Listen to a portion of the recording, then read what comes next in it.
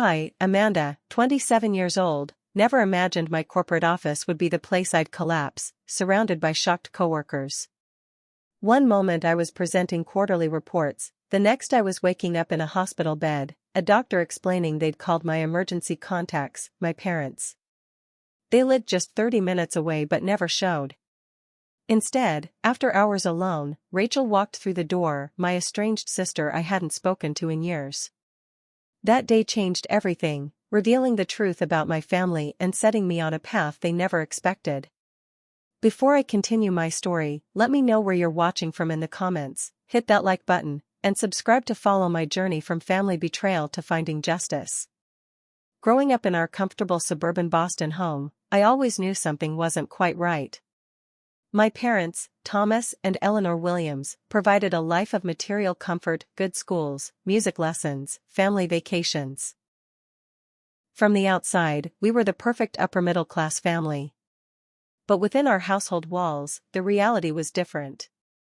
My younger brother Michael was their undisputed favorite. At first, I thought it might be my imagination or normal sibling jealousy. My sister Rachel, the middle child, would give me knowing looks when our parents canceled my activities but moved mountains to accommodate Michael's schedule. I'd brush it off, telling myself I was being too sensitive. The pattern became undeniable when I turned 16.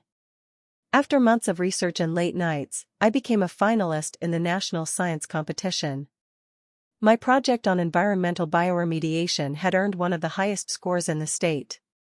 The awards ceremony was scheduled on a Saturday afternoon, and I'd reminded my parents for weeks. Mom had even helped me pick out a special dress for the occasion. We wouldn't miss it for the world, Amanda, Dad had promised. The morning of the ceremony arrived, and I came downstairs to find my parents in baseball gear. Michael had a regular season game across town. There's been a change of plans, Mom explained, not quite meeting my eyes. Michael's coach said this game is crucial for his position on the team. But you promised, I said, my voice small.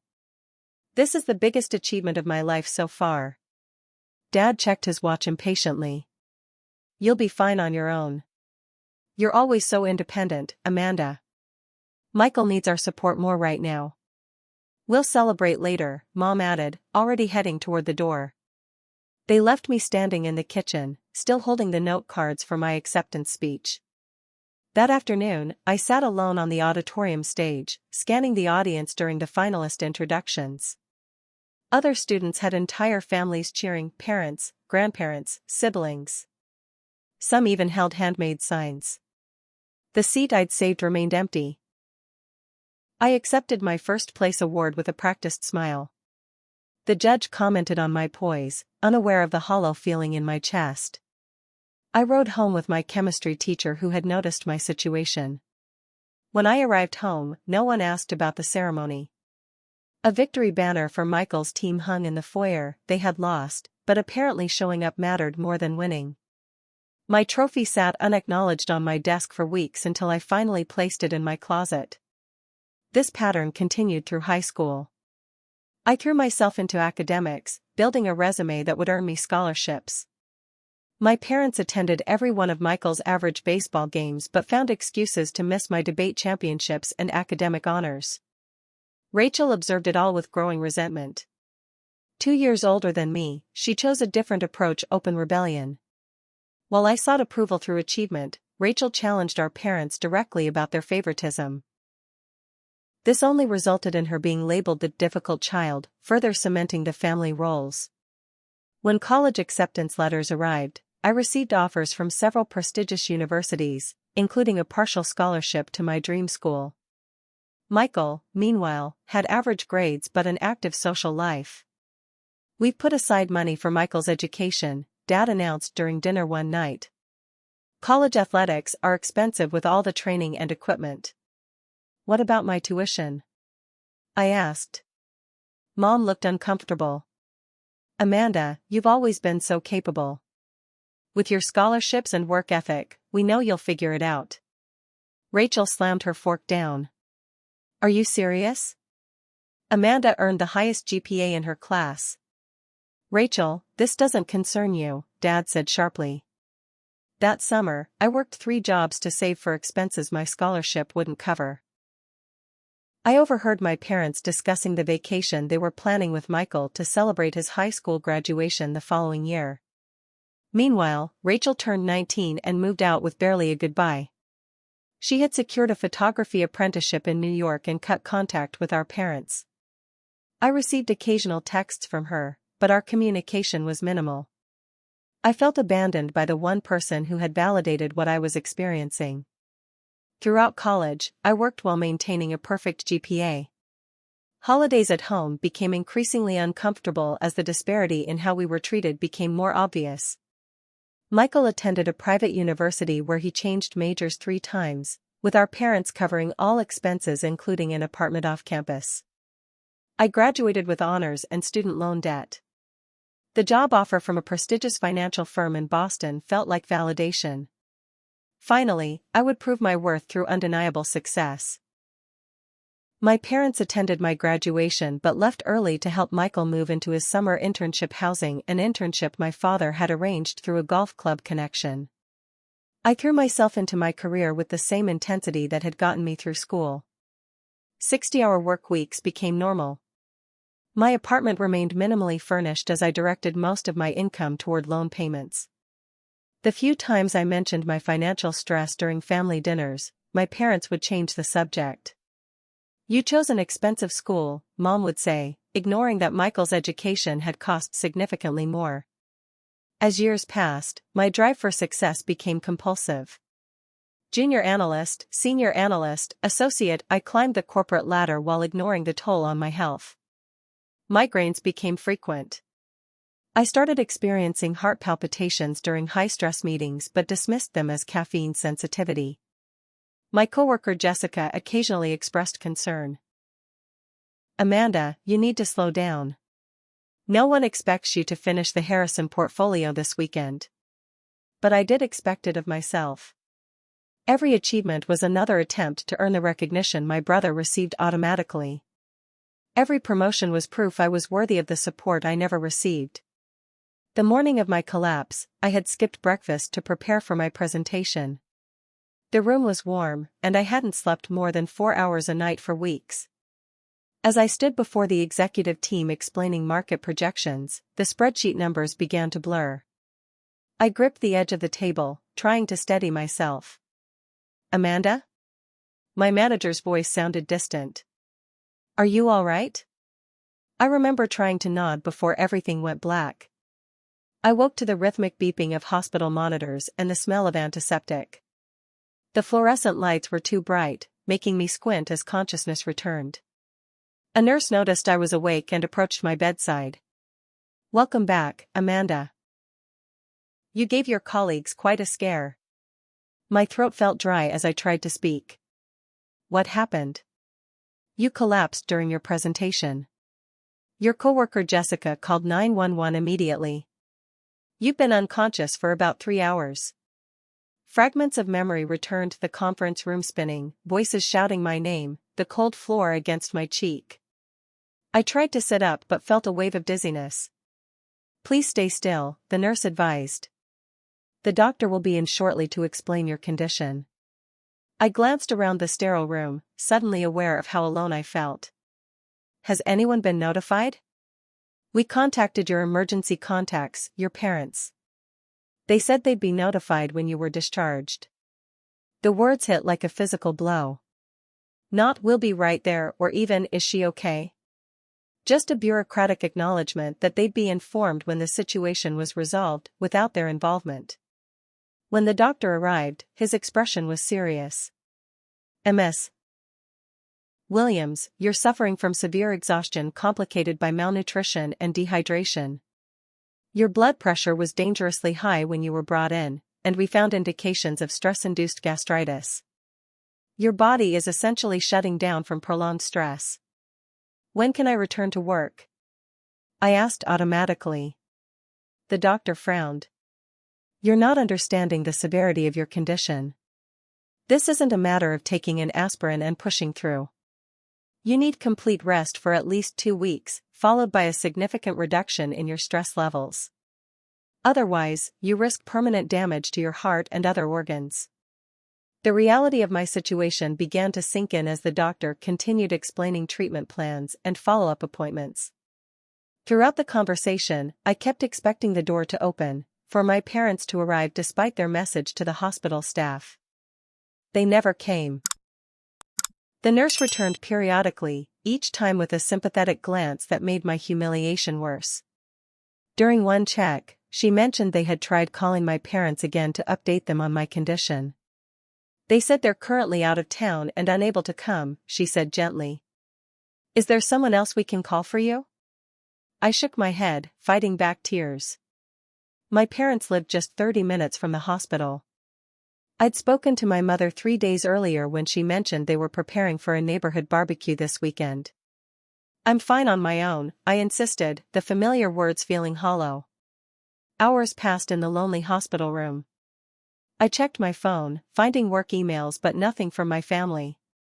Even Michael, who usually responded when directly contacted, hadn't replied to my brief message explaining my situation.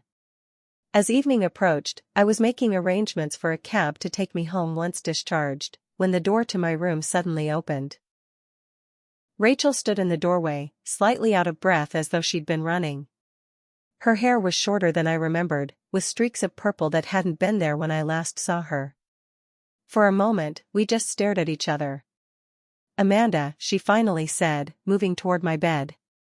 My God, are you okay? The unexpected concern in her voice broke something inside me. To my horror, I began to cry, something I hadn't done in years. Rachel was instantly beside me, her arms around my shoulders. Hey, it's okay. I'm here now. When I could speak again, I asked the obvious question. How did you even know I was here? Jessica from your office. She found my photography website and contacted me through the business email.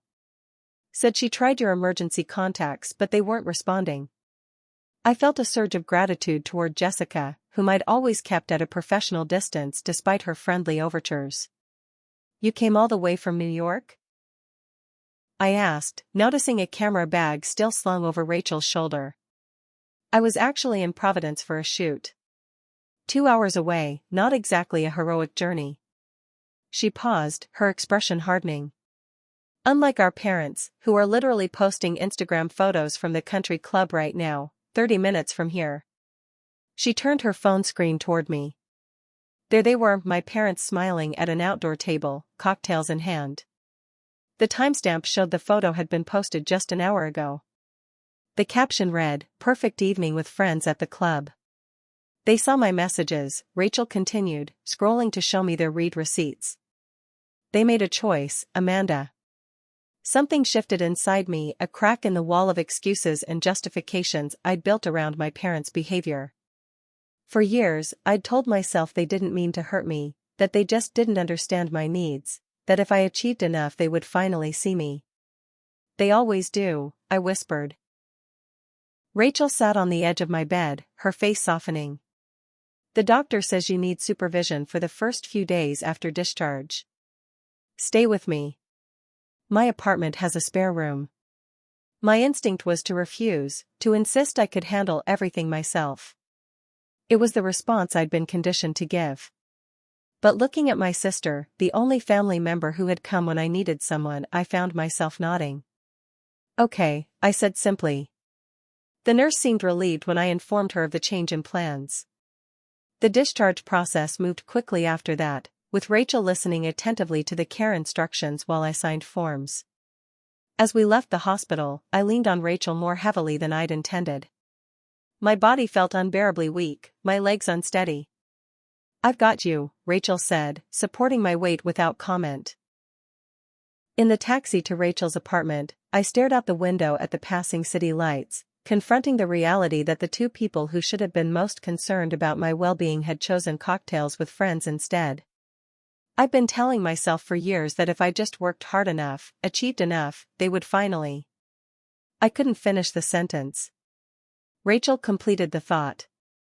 Love you the way they love Michael? I nodded, the truth painful to acknowledge. Amanda, I left home because I realized nothing I did would ever change how they see us. The problem isn't you, it never was.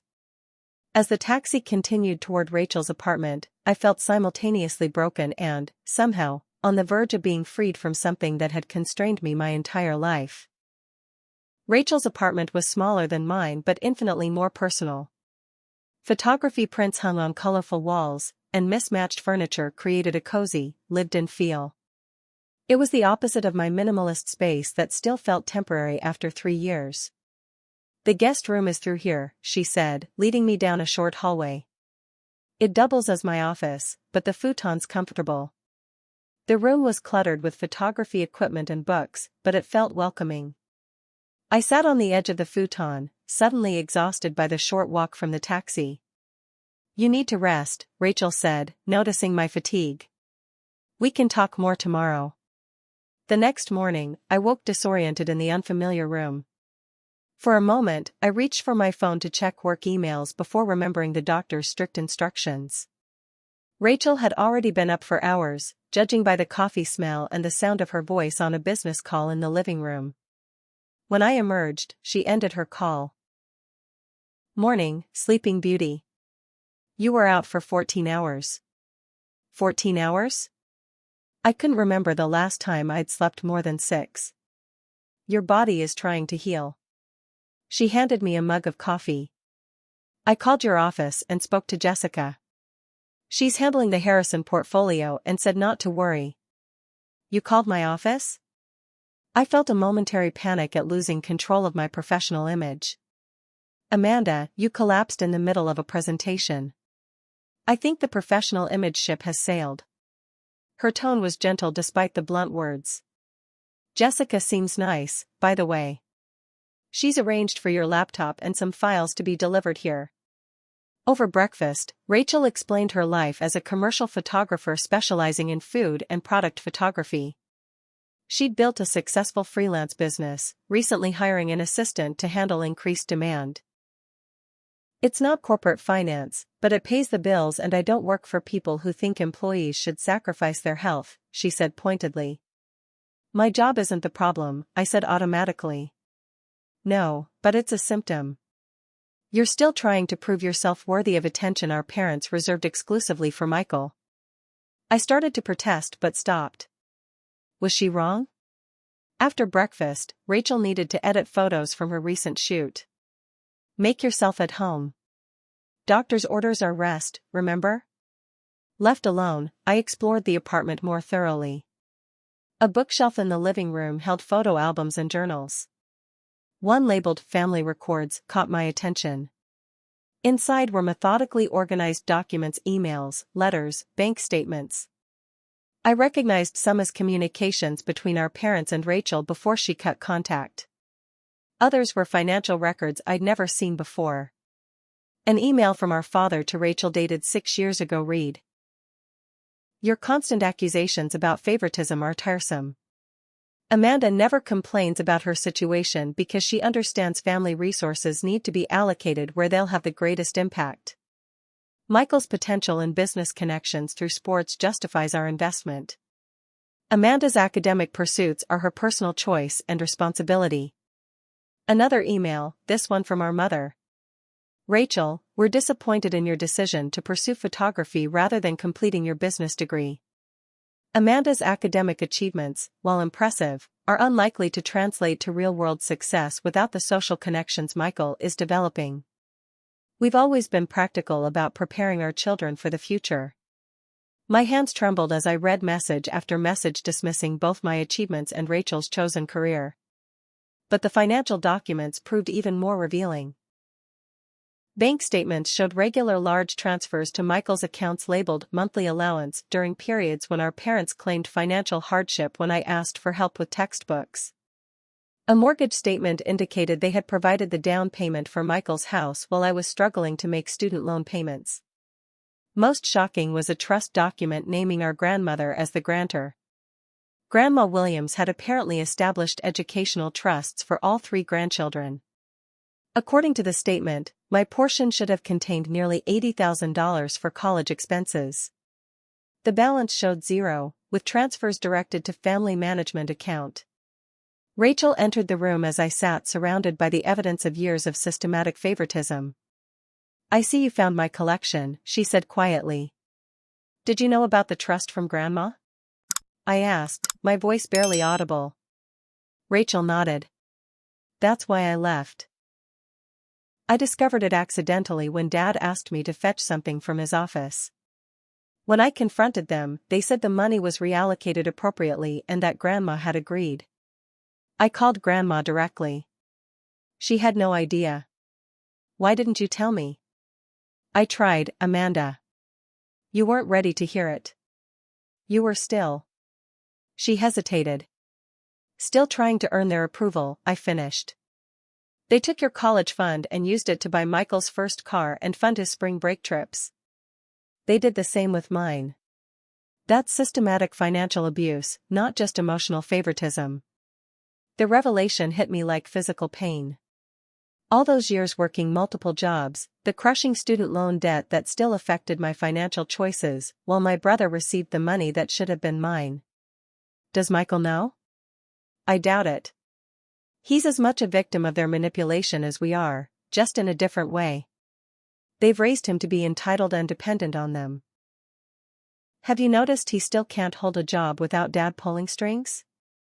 It was true. At 25, Michael had bounced between positions arranged through our father's connections, never lasting more than a few months at each. Over the next few days, my physical health improved somewhat with proper rest and regular meals. Rachel worked from home to keep an eye on me, and we fell into a surprisingly comfortable routine. The distance between us slowly decreased as we shared stories from our years apart. On the 5th day of my stay, my phone rang with our mother's number. Rachel raised an eyebrow as I hesitated before answering. "Amanda? I need your help with my email. Something's wrong with the attachments function. No greeting, no mention of my hospitalization. Mom, I've been in the hospital. Did you get the messages?" "Oh, that." Her dismissive tone made my stomach clench. Hospitals always overreact. "I told your father it was probably just exhaustion or one of your dramatic episodes. Are you coming for Sunday dinner this weekend? Your father needs help setting up his new tablet." Rachel, who could hear the conversation from across the room, shook her head in disbelief. "Actually, I'm still recovering. The doctor says it's serious." "Well, you've always pushed yourself too hard. That's your choice, Amanda. Michael manages to balance work and health much better." After hanging up, I sat in stunned silence. Rachel watched me, her expression a mixture of anger and concern. "That's how they've always talked to you, isn't it?" she asked. I nodded slowly. "I guess I've gotten so used to it that I stopped noticing." "And you defend them out of habit," Rachel observed. "You've been making excuses for their behavior your entire life." She was right. Even now, part of me wanted to explain away my mother's callousness. Maybe she had been busy. Maybe she didn't understand the severity of the situation. But another part, a part that had been silenced for too long, recognized the pattern for what it was. "I need to take a real break from work," I said, surprising myself with the decision. "The doctor recommended extended medical leave. I've been resisting, but maybe it's time to actually take care of myself." Rachel smiled. "That might be the first time I've heard you prioritize your needs over external expectations." It was a small step, but it felt monumental. 2 weeks into my recovery at Rachel's apartment, an embossed invitation arrived for both of us. Our grandmother's 80th birthday celebration was being held at the country club the following weekend.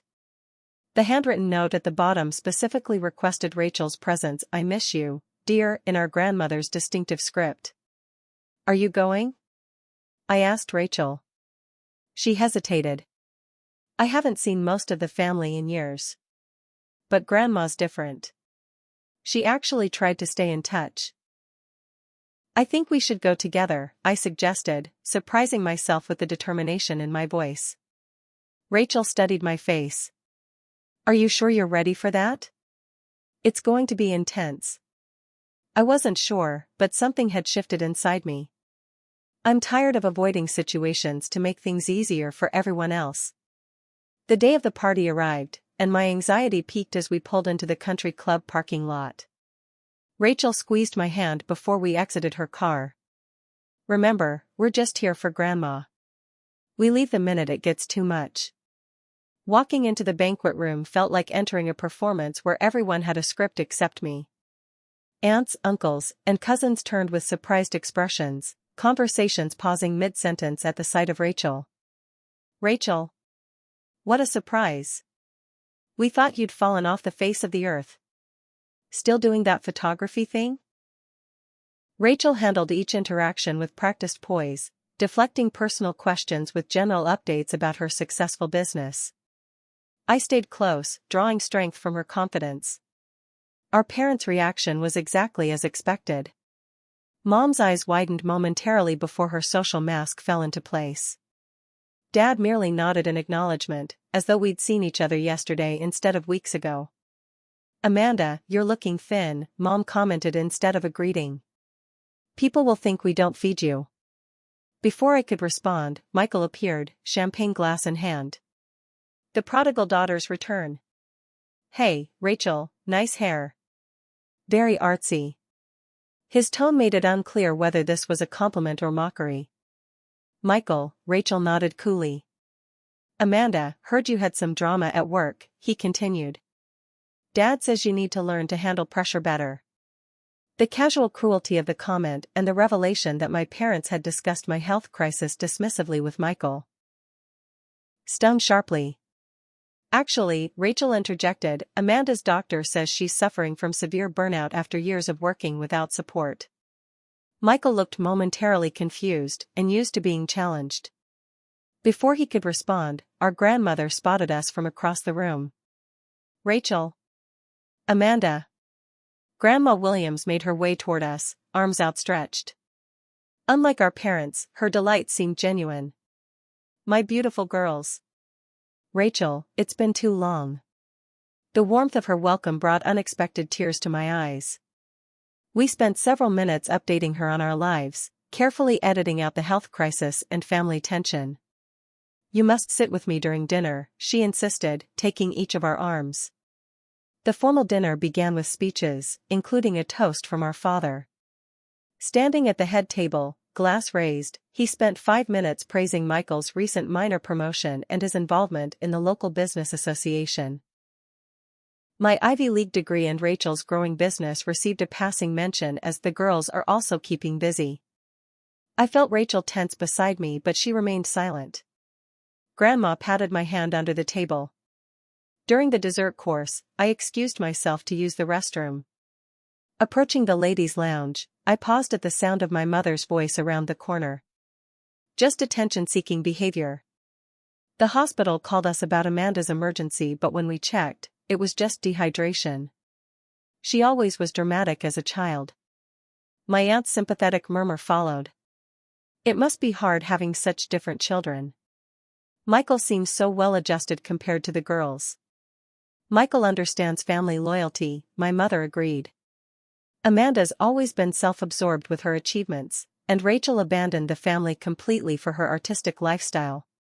I stood frozen, the systematic dismantling of my reputation happening just feet away. My mother was deliberately lying about my medical condition to family members, rewriting the narrative to maintain appearances. Before I could retreat, Rachel appeared beside me. She'd clearly heard everything. No, she said firmly, taking my arm. Not this time. She pulled me around the corner, facing our mother and aunt directly. Amanda wasn't dehydrated, Rachel said, her voice controlled but intense. She collapsed from severe exhaustion and malnutrition because she's been working herself to death trying to earn the approval you freely give Michael. The hospital called you multiple times while you were 30 minutes away at the country club posting on Instagram. Our mother's face flushed with anger and embarrassment. Rachel, this is hardly the place. Where is the place, Mom? When have you ever allowed us to speak the truth about this family? My aunt looked between us, clearly uncomfortable witnessing the confrontation. She muttered an excuse and quickly left. You've always been determined to create problems, our mother hissed. Amanda understands the importance of family image. All eyes turned to me. In that moment, I felt the weight of decades of conditioning, the pressure to smooth things over, to be the good daughter who never caused scenes. I said nothing. Rachel's face registered hurt and betrayal before she released my arm and walked away. I had failed her in the moment she needed solidarity. Rachel, wait, I called, too late. Our mother straightened her jacket. At least you understand appropriate behavior, Amanda. Now, let's return to the party before people notice. For the first time, I saw clearly how my silence was interpreted as agreement, how my conflict avoidance enabled the continuation of toxic patterns. No, I said quietly. Excuse me? I said no. Rachel is right. I was hospitalized with a serious condition, and you chose to ignore it. You've been lying to the family about it, just like you lie about everything else. Without waiting for her response, I followed Rachel's path out to the parking lot. I found her leaning against her car, arms crossed. I'm sorry, I said immediately. Do you know what hurts the most? She asked. It's not even what they do. It's watching you accept it, over and over. I've spent my whole life trying not to make waves, I admitted. Thinking if I was perfect enough, accomplished enough, they would finally see me. And has that ever worked? Even once? The question hung in the air between us. Rachel was right, no achievement had ever been enough. Each success had simply raised the bar for the next attempt to earn their approval. I'm going to get an Uber back to my apartment, I told her. I need some time to think. Rachel nodded, her expression softening slightly. When you're ready to stop playing your assigned role in this family, call me. I returned to the party alone, enduring another hour of subtle digs and backhanded compliments from relatives who had clearly absorbed my parents' narrative about my dramatic episode. Several suggested my career was too stressful for someone like you, implying I wasn't tough enough for my chosen field. Only Grandma seemed to see through the performance. As I prepared to leave, she pulled me aside. Amanda, something's wrong. I can see it in your eyes. I'm fine, Grandma. Just tired. She patted my cheek.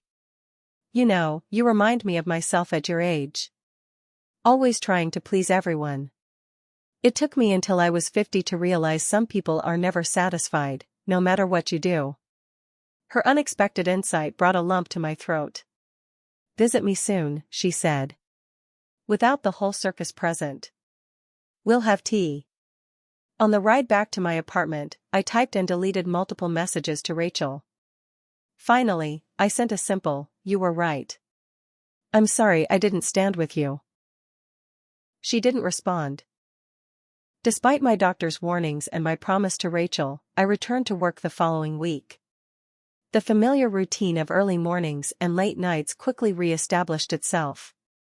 I ignored the occasional dizziness and increasing headaches, pushing through with determination born of years of conditioning. Jessica stopped by my office on my third day back. Amanda, are you sure you're ready to be back?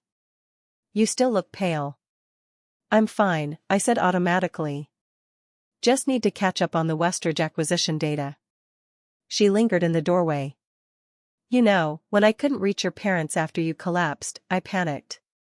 I'm glad I found your sister's contact info in your emergency file. I looked up, surprised. You went to a lot of trouble for a coworker. We're more than coworkers, Amanda. At least, I thought we were friends. You've just never let anyone close enough to show it. Her words stayed with me as I worked late into the evening. Had I been isolating myself professionally just as I had personally? Creating distance to avoid potential rejection? The following morning, during a strategy meeting, the room began to spin just as it had before. This time, I recognized the warning signs, the tunnel vision, the ringing in my ears. I tried to stand, to excuse myself, but my legs wouldn't cooperate. Amanda. Jessica's voice seemed to come from far away. Someone call an ambulance. The second collapse resulted in a 3-day hospital stay. The doctor was blunt. "Ms. Williams, you're headed for a complete physical breakdown. Your body cannot sustain this level of stress.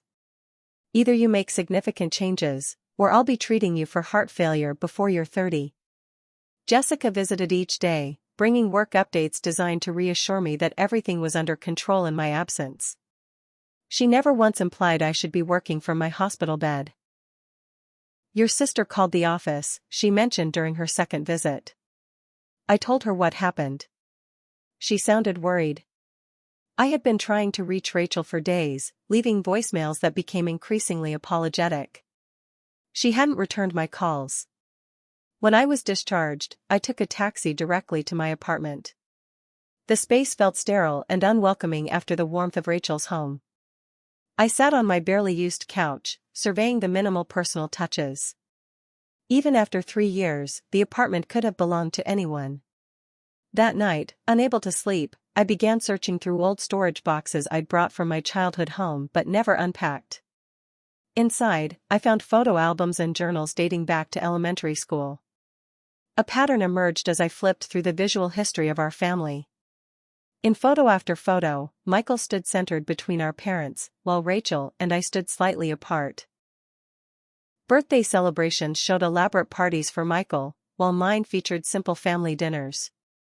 My academic achievements were documented in school photos without our parents present, while Michael's average athletic accomplishments were captured with the entire family cheering. My childhood journals told an even more painful story.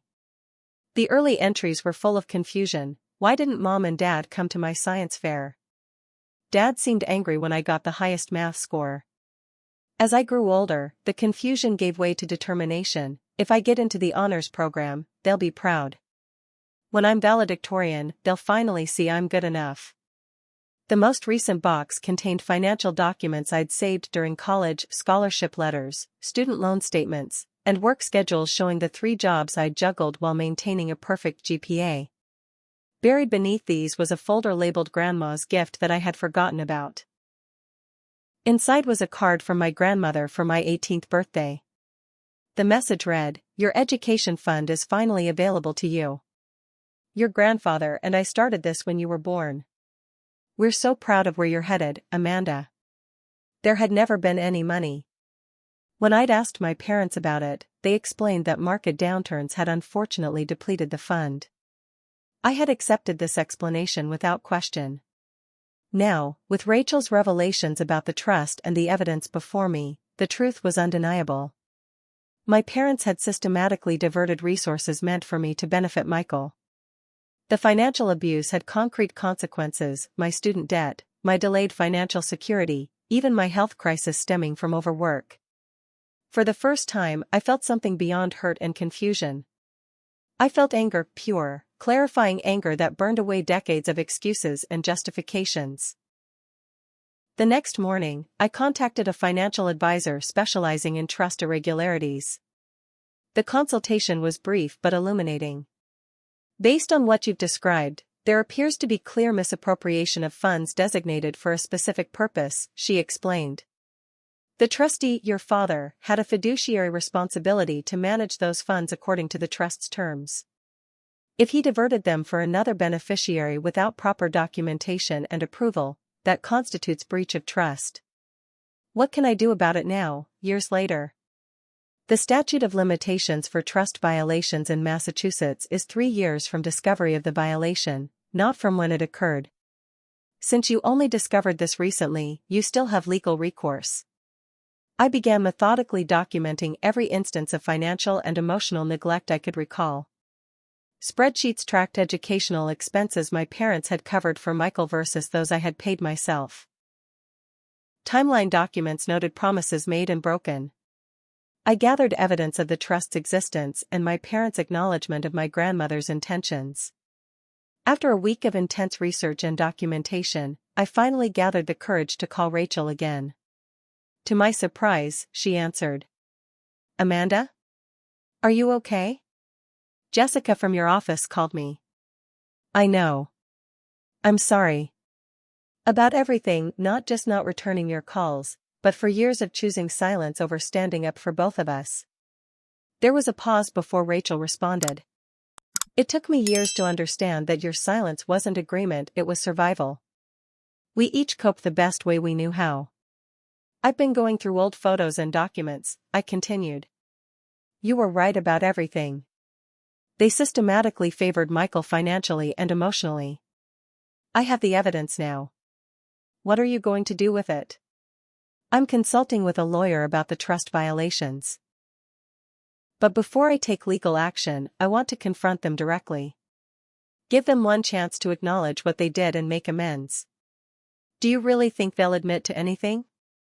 No, I said honestly. But I need to face them on my terms before I take this further. And Rachel? I'd like you to be there. Not to fight my battles, but because we're stronger together. Her voice softened. When are you thinking? This weekend. I'm on official medical leave for at least a month. My doctor was quite insistent after the second collapse. Second collapse? Amanda, what the hell? I explained what had happened at work, not minimizing the seriousness this time. That's it, Rachel said firmly. I'm coming over. Tonight. We're going to figure this out together. That evening, Rachel arrived with groceries and an overnight bag. We spent hours strategizing how to approach our parents. Rachel suggested recording the conversation for potential legal purposes, and I agreed.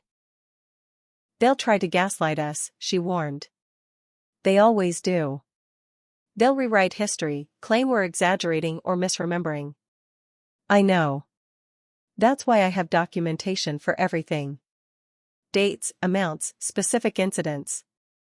We rehearsed potential scenarios, preparing responses for the deflection tactics our parents typically employed.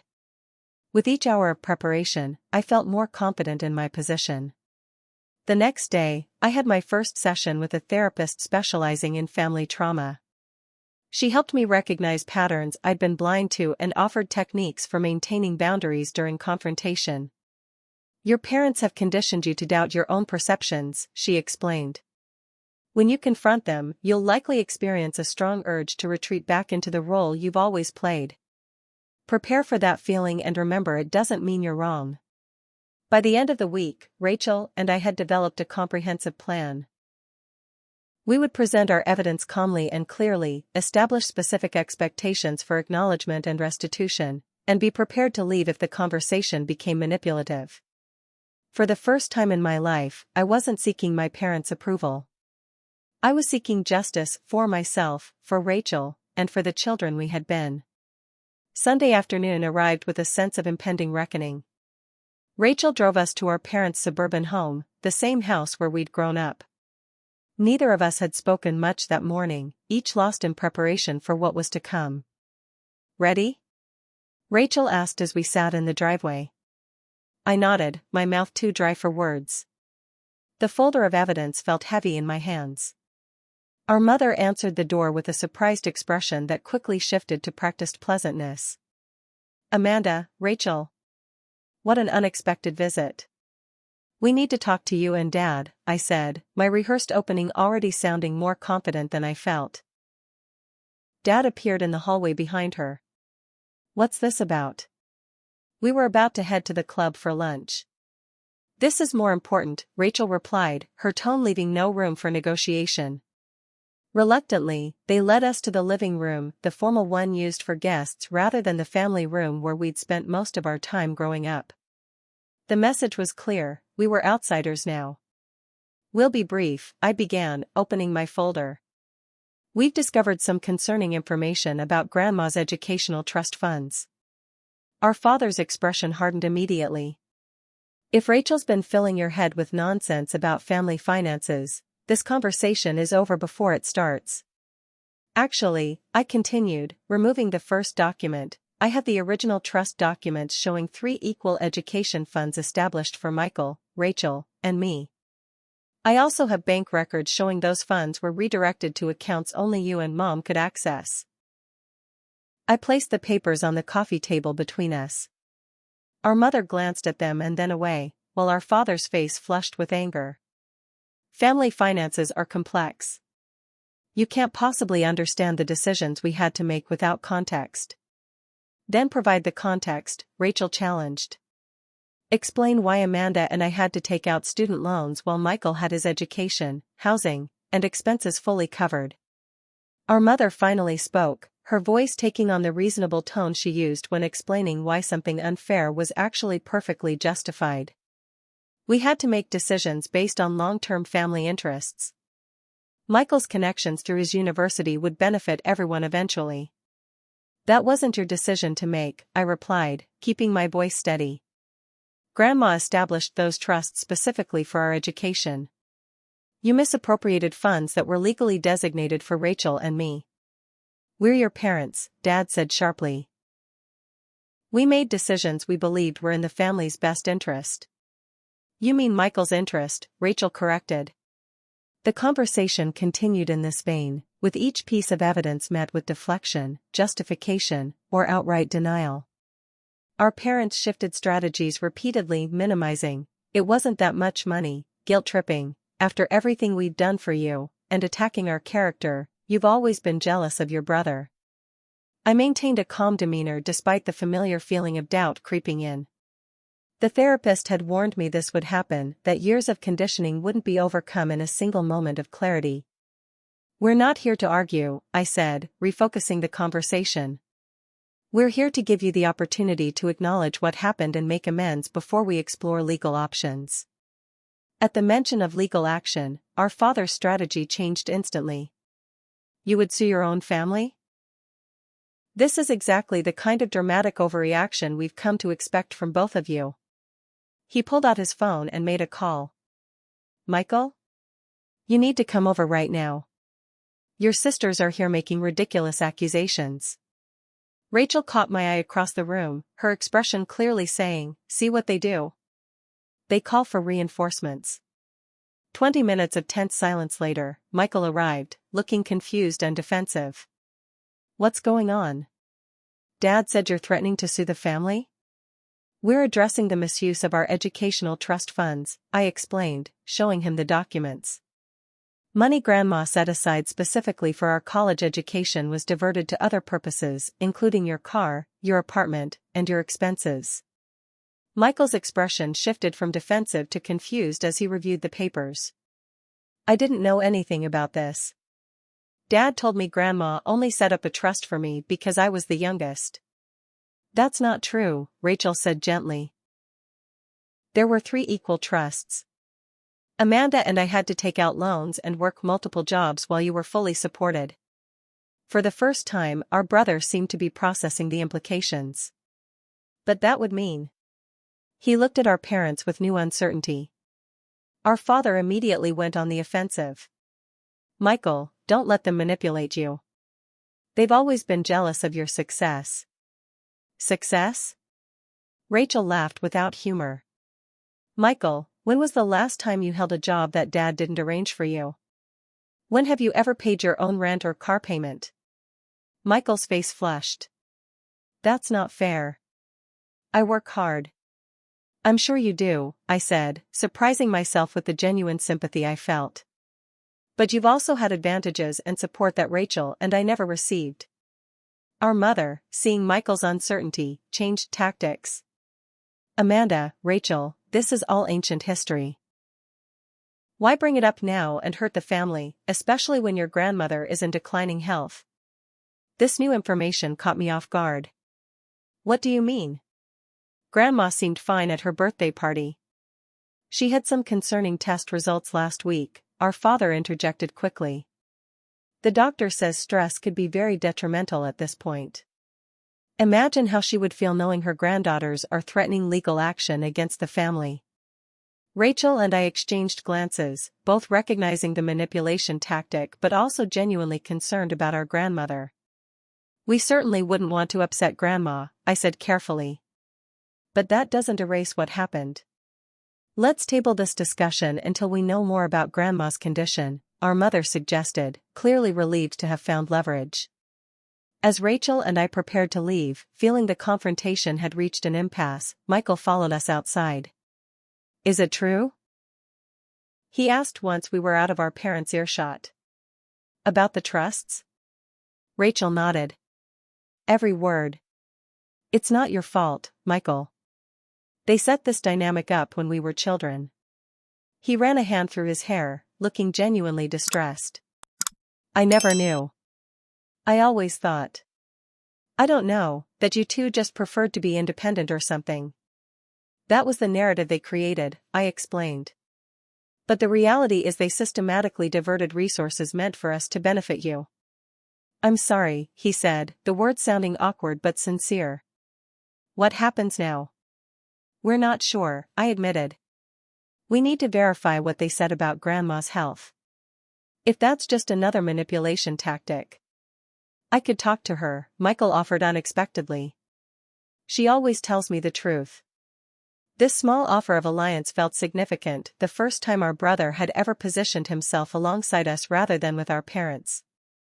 That would be helpful, Rachel acknowledged. But Michael, you should also think about your own relationship with them. The way they've favored you hasn't actually helped you become independent. He nodded slowly. Yeah. I'm starting to see that. Back at my apartment, Rachel and I debriefed the confrontation. The revelation about our grandmother's health had thrown a wrench in our plans for immediate legal action. We need to find out if they're telling the truth, Rachel said. I wouldn't put it past them to use Grandma's health as a shield. Even if it is true, using her illness to avoid accountability is manipulative, I noted. But I don't want to cause her genuine distress either. Let's wait to hear from Michael and then visit Grandma ourselves, Rachel suggested. In the meantime, we can keep building our case. That night, I slept better than I had in months, despite the confrontation's unresolved nature. Something had shifted fundamentally. I had spoken my truth, presented evidence, and maintained boundaries. Even when faced with familiar manipulation tactics. Whether or not my parents ever acknowledged their actions, I had acknowledged them. And that recognition had begun to free me from the endless cycle of seeking approval I could never earn. 3 days after our confrontation with our parents, Michael texted us Grandma's address at the Oakwood retirement community. She'd love to see you. Her health is stable, not great, but not the emergency they implied. Rachel and I drove to the upscale facility the following morning. The staff directed us to a sunny private apartment with a small garden view. Grandma Williams greeted us with genuine delight, looking frilier than at her birthday party but far from the dire condition our parents had suggested. My girls! What a wonderful surprise. And twice in 1 month I must be getting special treatment.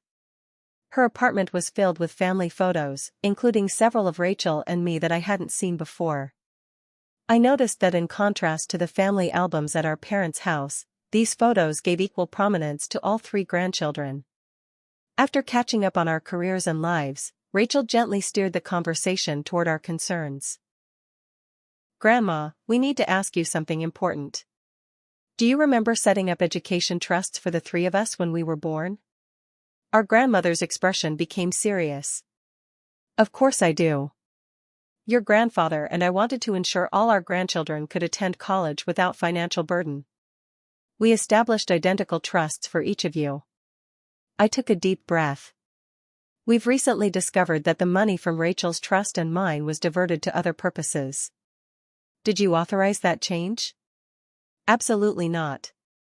Her voice was firm despite her fragile appearance. I've had concerns for years about how Thomas was managing those funds. When Rachel stopped speaking to your parents, I suspected something was wrong. She reached for a small desk in the corner of the room and removed a folder. I've been gathering information myself.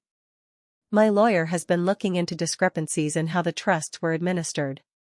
Rachel and I exchanged shocked glances. Our grandmother had been conducting her own investigation all along. Why didn't you say anything? Rachel asked. I needed evidence, not just suspicions. And truthfully, I was ashamed. Thomas is my son. I didn't want to believe he would misuse funds meant for his own daughters. Over the next hour, we shared our documentation with our grandmother, whose legal knowledge from her years as a paralegal proved surprisingly current. she added her own notes and records to our collection. "I'd like to call my lawyer," she finally said. "I think it's time we address this as a family, with proper legal counsel present." The family meeting was scheduled for the following week at Grandma's retirement community. The neutral location was deliberate, preventing our parents from controlling the environment as they had during our previous confrontation. When the day arrived, we gathered in a private conference room, our parents, Michael, Rachel, and I, along with Grandma and her lawyer, Mr. Patterson.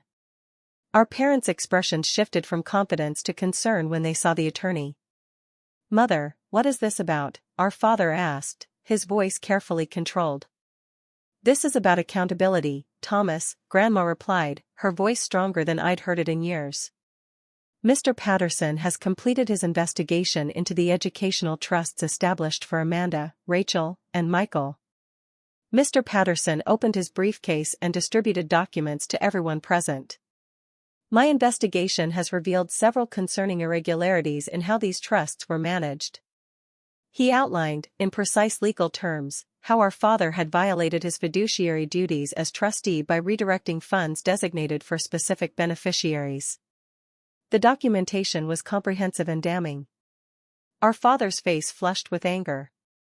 "Mother, this is family business. There's no need to involve outsiders. When you misappropriated funds from your daughter's trusts, you made it a legal matter, not just a family one," she replied firmly. Our mother attempted a different approach. "Helen, surely you understand we were trying to do what was best for the family as a whole. Michael's opportunities required additional support. At the exclusive expense of your daughters?" Grandma challenged. "That was never my intention, nor was it your decision to make." Mr. Patterson cleared his throat. "I prepared a restitution plan that would address the financial damage while avoiding public legal proceedings that could be detrimental to all parties. The plan was straightforward: our parents would repay the misappropriated funds with interest, establishing new trusts for Rachel and me that would help offset the student loan debt and financial setbacks we had experienced as a result of their actions." "This is extortion," our father protested. "This is consequence," Grandma corrected. "And I should add that I've updated my will to reflect my concerns about your financial management. The inheritance I had planned to leave to you and Eleanor will now go into a trust managed by an independent trustee, with strict provisions against any preferential distribution." The shift in power was palpable. Our parents, accustomed to controlling family narratives and resources, suddenly found themselves accountable to someone they couldn't manipulate or dismiss. Michael, who had been quietly observing, finally spoke. "Dad, Mom, just make it right. I had no idea I was benefiting at Amanda and Rachel's expense all these years." Our father turned on him immediately. "After everything we've done for you, you're siding with them?" Michael didn't flinch. "I'm siding with the truth. And honestly, what you did for me didn't help me become independent. It made me dependent on you." After hours of discussion and negotiation, our parents reluctantly agreed to the restitution plan, signing the necessary documents with poorly concealed resentment. Their capitulation wasn't accompanied by genuine acknowledgement or apology, but I had stopped expecting emotional resolution. As we left the meeting, several extended family members who had heard rumors about the situation approached Rachel and me with messages of support. The carefully crafted narrative our parents had maintained for decades had finally begun to crumble. In the weeks that followed, I returned to work with a new perspective. When the firm offered me a promotion that would have previously seemed like validation, I negotiated terms that protected my health, limited travel, no expectation of regular weekend work, and clear boundaries around after-hours communication. To my surprise, my manager readily agreed. "We almost lost one of our best analysts to burnout. We don't want to make that mistake again." Jessica and I developed a genuine friendship beyond our professional relationship. Her willingness to seek out Rachel when I collapsed had been the catalyst for everything that followed, and I thanked her properly for the first time. "I always knew there was more to you than the workaholic persona," she told me. "I'm glad to finally meet the real Amanda." Rachel and I established a tradition of Sunday brunches, rebuilding our relationship after years of distance. Michael occasionally joined us, working through his own process of establishing independence from our parents. He had moved into a smaller apartment he could afford on his own salary and was developing skills our parents had never encouraged. The financial restitution couldn't erase years of emotional damage, but it provided practical relief that allowed both Rachel and me to address our student loan debt and build actual savings for the first time. Our parents made several attempts at reconciliation on their terms. Invitations to dinner where the past would surely be glossed over, gifts sent without acknowledgement of the harm done.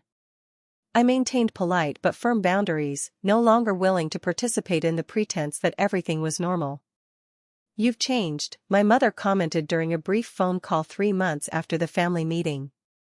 "Yes," I agreed simply. "I have." The final confrontation came when our parents appeared unannounced at my apartment, ostensibly to deliver holiday gifts but clearly intent on re-establishing the old dynamic. "We're still your parents, Amanda," my father said when I maintained my emotional distance. "After everything, don't we deserve some respect and appreciation for raising you?" For a moment, I felt the old pull, the lifetime of conditioning to apologize, to smooth things over, to accept whatever scraps of approval they might offer. Instead, I said calmly, "I respect myself enough now to acknowledge what happened. When you're ready to do the same, we can build a new relationship. Until then, I'll continue to protect my well-being." They left without resolution, but I felt no distress watching them go. My worth was no longer defined by their recognition of it. The physical symptoms that had plagued me for years gradually subsided as I established healthier patterns. Regular therapy helped me recognize and counter the self-destructive beliefs I had internalized. For the first time, I began to genuinely enjoy my work rather than using it to prove my value. During our weekly call, Rachel observed the change. "You sound different, lighter somehow." "I'm not carrying the weight of trying to earn love that was never going to be given freely," I explained. "It's amazing how much energy that frees up." My revenge wasn't what I had initially imagined when I began gathering evidence against my parents. It wasn't about destroying them or making them suffer. Instead, it was about reconstructing my life on my terms, free from the patterns that had nearly destroyed my health and happiness. The true victory wasn't the financial restitution, though that justice mattered. The real triumph was breaking the cycle of seeking validation from people who were constitutionally incapable of providing it, and instead building authentic relationships based on mutual respect and genuine care. As I approach my 28th birthday, my life looks nothing like I expected. My relationship with my parents remains distant but civil. My bond with my siblings grows stronger as we all work to heal from different aspects of our shared past. My career continues to flourish, but it no longer consumes my identity or sacrifices my well-being.